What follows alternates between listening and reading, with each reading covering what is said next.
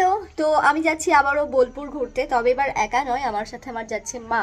তো এর আগের বার গেছিলাম তো সবাইকে না বলে গেছিলাম, মানে তোমাদেরকে না জানিয়ে হুট করে গেছি। ওখানে যাওয়ার পর ভিডিও আপলোড করার পর তোমরা জানতে পেরেছো। তো ওখানে অনেকে কমেন্ট করেছিল যে আসার আগে বললে দেখা হতো। তো এবার আমি যাওয়ার আগে তোমাদের বলে যাচ্ছি, তো আগামী কাল কয় তারিখ হচ্ছে, মানে ডিসেম্বরের 12 তারিখ আমি যাচ্ছি বোলপুরে। আশেপাশে যারা আছো কমেন্ট করতে পারো, যদি ওখানে গিয়ে দেখা হয়ে যায় খুব ভালো কথা। মানে আমার খুব ভালো লাগবে আর কি। এমনটা বলছি না যে তোমরা সবাই এসো, যদি হয়ে যায় বা যারা আসতে চাইছো আসতে পারো, অসুবিধা নেই।